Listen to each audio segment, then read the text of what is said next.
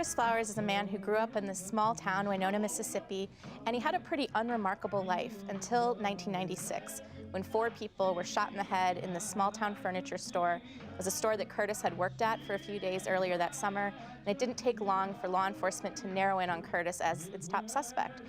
Even though Curtis didn't have a criminal record, even though nobody witnessed the murders, there was no DNA, no slam dunk evidence. But Curtis was the one that they thought did it, and they built a case against him based on largely circumstantial evidence.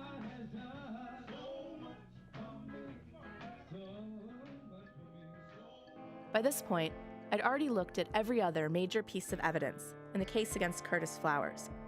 The route, the gun, the other 2 snitches, none of it had held up to scrutiny. And now, all that was left was this one story, this one confession. And then, from his cell in Parchman Prison, on a spotty cell phone connection, from underneath his tent, Odell Hallman told Samara that story was a lie. Far as him telling me he killed some people, hell no, he ain't never told me that. That was a lie. Doug Evans found out that I had got caught up on a charge. So he called the jail and asked to speak to me. Odell said that Evans told him, "Look, I know you were lying and you testified for the defense, and I'm giving you the chance to make it right." And Odell said he saw an opportunity. You get caught up in a situation, you know, you can beat it in court, but why go to court, spending all kind of money on the lawyers and shit, but you got knowledge in your head that DA won't.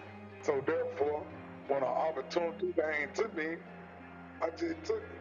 And he sat down with Doug Evans' investigator, John Johnson, and switched sides. He made those 2 videos that turned him into a state's witness.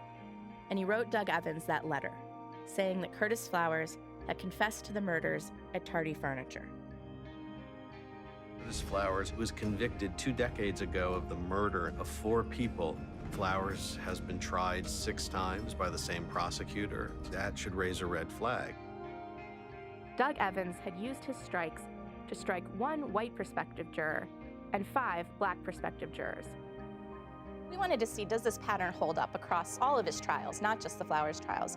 So he had been the DA since 1992. When we look at all of these trials in Doug Evans' district since he became DA in 1992, based on the records we found, he and his office were striking black people from juries at nearly 4.5 times the rate that they were striking white people.